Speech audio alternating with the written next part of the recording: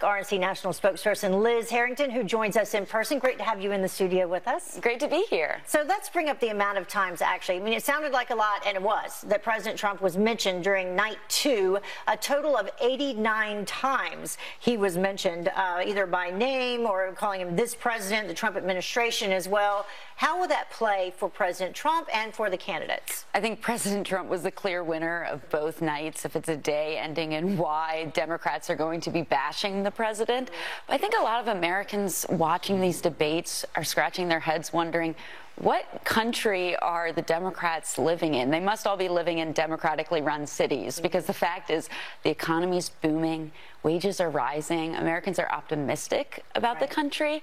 That's all a problem for the Democrats. And what's their solution? Socialist policies, high taxes, and now from the so-called moderate Joe Biden, eliminating fossil fuels and the 114,000 mining jobs that didn't work created for under this president. Exactly right. This was Hillary's strategy. Right. It's also interesting that any of the moderate Democrats, when they do say anything that even remotely agrees with President Trump and some of his policies, you mentioned Biden from last night, talking about immigration and people being sent back that break the law, it seems like that is not going to play well with Democrats, that they are going to the extreme left. Right, and even agreeing with Barack Obama not so long ago. Yes. They're bashing. The first night it was very interesting. Barack Obama was barely mentioned. It was like we didn't have a Democrat in office for 8 years, but last night they're bashing Obamacare. They're bashing the attempts to secure the border and deportations under Barack Obama.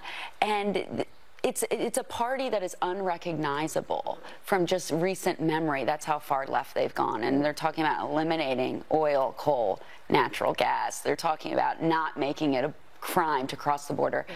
This crisis would explode even 10 times more if we adopt these open border policies. One of the prime reasons that they were doing that last night, obviously, is because they're going after Biden, who was vice president at the time, and trying to tie him specifically with President Obama. But as you said, I mean, Democrats saying that, you know, the Obama administration not agreeing with things under that, not only not agreeing with President Trump. Let's talk about jobs, though, and the economy, because they really can't touch that. It is successful right now in so many different areas. President Trump taking the stage in Middle America, specifically with an Ohio rally tonight. No doubt he'll talk a lot about, you know, manufacturing jobs. We can bring that up. Specifically, just in Ohio, over 19,800 jobs created under President Trump in that state. Exactly, and no magic wand required. It's really amazing to see the progress in states like Ohio, unemployment down to 4%, 146,000 people from Ohio off of food stamps.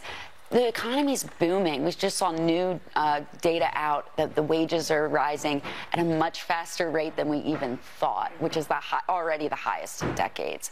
All of that goes away. The president said it very clearly last night in his tweets he sent about the debate. This progress, this prosperity, this revitalization of the American dream, say goodbye to that if any of these Democrats get in charge, because it's big government, which means low growth, high taxes, kick you off your health care, and give it to illegal immigrants, and we'll throw in free college, too. Yeah, a lot of free stuff without a way to pay for it. Do you think that that will play, just yes or no, specifically for swing states and independent voters? No, the president's going to keep those swing states because he has an agenda and a record of result that is winning for Americans. Yeah. All right. Thank you so much for joining us. We appreciate it. Thanks for having me. All right. Well,